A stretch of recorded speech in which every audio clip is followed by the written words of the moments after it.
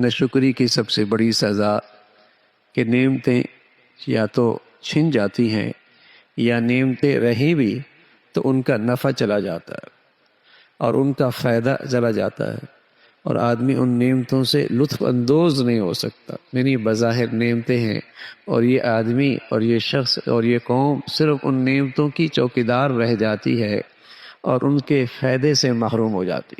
ناشکری کی ایک بڑی سزا ہے، اور اللہ کا وعدہ ہے کہ یہ آدمی شکر گزار ہو اور ایمان ہو تو اللہ اسے کبھی عذاب نہیں دے گا۔ کوئی آدمی ایمان کے ساتھ شکر گزار ہو، اللہ اسے کبھی عذاب نہیں دے۔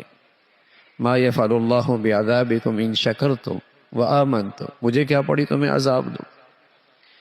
اگر ایمان اور شکر گزاری تمہاری زندگی میں ہے تو اللہ اس قوم کو عذاب نہیں دیتا، اور اس گھرانے کو بھی عذاب نہیں دیتا، اور اس فرد کو بھی عذاب نہیں دیتا جس کی زندگی میں ایمان کے ساتھ شکر گزاری ہو۔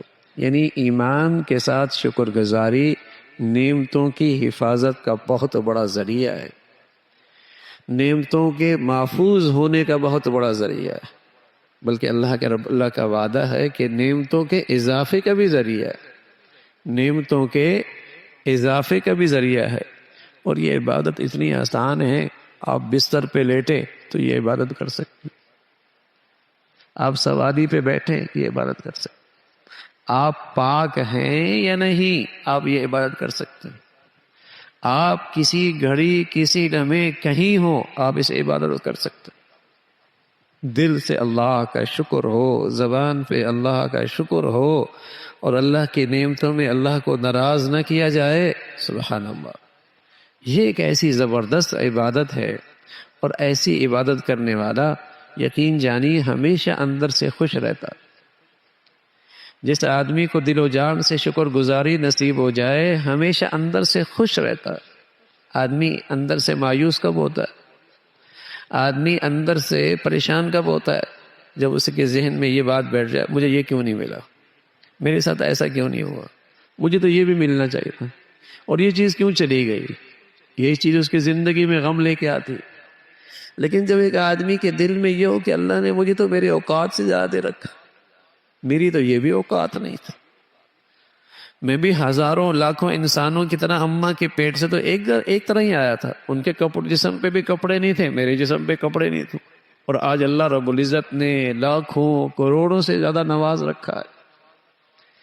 یہ چیز اگر دل میں آ جائے اور زبان پہ اس کے تذکرے ہوں، اور پھر اللہ کی نعمتوں میں اللہ کی فرما برداری ہو، ایسا آدمی ہمیشہ خوش رہتا۔ اس کے اندر ایک بہار ہے، بہار۔ تو نعمتوں کی حفاظت، نعمتوں کی بڑھوتری، نعمتوں میں اضافہ، اللہ تعالیٰ کی پکڑ سے حفاظت، اس کا نسخہ اکثیر ایمان کے ساتھ شکر گزاری کی زندگی۔ یہ جو اللہ میاں قوموں کے تذکرے فرماتے ہیں محض کہانی کے طور پہ نہیں، سبق کے طور پہ، کہ دیکھو اس قوم کے پاس نعمتیں تو بہت تھیں، شکر گزاری نہیں ہوئی، اللہ کا شکر بجا نہ لایا، تو یہ قوم اللہ کی نظروں سے گر گئی اور اللہ کی پکڑ میں آ گئی، اور اتنی ڈھیر ساری نعمتیں بھی اس کے کام نہ آئی۔ عزت بھی ملی تھی، فضیلت بھی ملی تھی، کیسا تھا؟ آسمان کے نیچے تھے، آسمان سے بادل ان کے لیے سایہ بن جاتا ہے۔ اللہ کی شان کیسی قوم تھی کہ پتھر پہ لاٹھی مارتے ہیں چشمے جاری ہو جاتے ہیں۔ اس قوم کے لیے کہاں کہاں سے نعمتوں کا سلسلہ شروع نہیں ہوا، لیکن نہ شکری کی تو اللہ کی پکڑ۔ تو اللہ تعالیٰ ہمیشہ ہمیں اپنی زندگیوں میں شکر گزاری کی دولت نصیب فرمائے، اور شکر والی عبادت نصیب فرمائے، ہمارے بچوں کو بھی نصیب فرمائے، ہماری بچیوں کو بھی نصیب فرمائے۔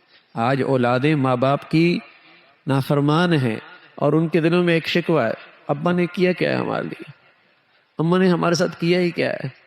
اس لیے کہ ان کے ذہنوں میں نعمتوں کا شکر نہیں ہے، نعمتوں کا شکر نہیں ہے۔ ہر آدمی جب بندوں کی ناشکری کر رہا ہے تو وہ محسن حقیقی کا شکر گزار کیسے ہوگا، جو تو غیب میں ہے، جو تو پردے میں ہے، جس کا تعلق ہی ایمان سے ہے۔ تو جو بندوں کا بھی شکر ہو، خالق اور مالک کا بھی شکر ہو، یہ عبادت ہوگی تو زندگیوں میں خوشیاں آئیں گی. تو اپنے بچوں میں بچیوں میں شکر کی عادت کہ اللہ نے کتنا دے رکھا اور لاکھوں کروڑوں سے زیادہ دے رکھا، ان کی طبیعتوں میں شکر گزاری آ جائے. آج شکوے ہیں، آج شکایت ہے، آج ناشکری ہے، اور یہ زندگی کو پریشان کر رکھی ہے اسی چیز نے. اللہ تعالیٰ شکر والی زندگی نصیب فرمائے.